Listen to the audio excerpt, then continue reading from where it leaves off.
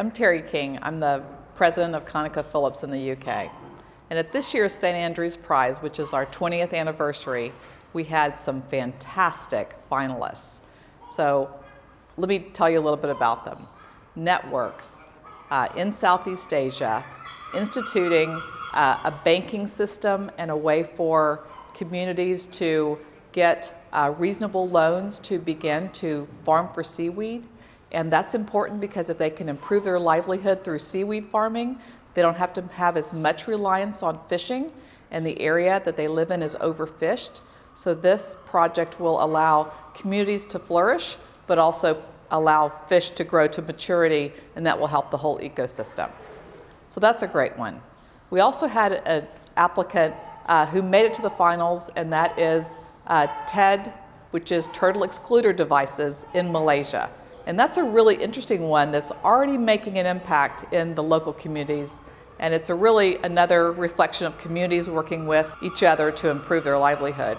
So in that case, the applicant worked with five-star hotels in Malaysia and also with the local fishermen and women who are doing shrimping to provide an incentive for the shrimp boats to use turtle excluder devices so that they can earn more income in providing the shrimp to the five-star hotels, and that will mean higher compliance to the use of the turtle excluder devices.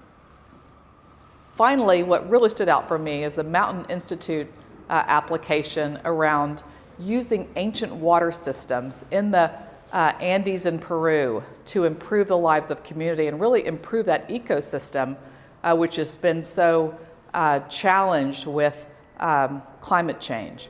There are ancient water systems where avenues were carved into rock to bring water to naturally occurring holding areas, but those have been fallen into disrepair over the 1,000 years plus since they've been constructed. And so the idea now is to create modern systems, putting in, for example, PVC pipe, to use those ancient pathways to then hold water. But the real trick is working with the community so that they have governance and they can work together to put those systems in, but then importantly, have a system wherein they can use the outcome in a way which is really conducive to good relationships within the community and strengthening that community. So that one really stood out to me because right now in Peru, there is an opening for more assistance in this area. And the applicant, the Mountain Institute, with the ancient water systems, has an approach which will provide a network, use communities to work together across the Andes, and that will allow the government to feel comfortable that the solution can be replicated in community after community, and therefore have scale across the whole country.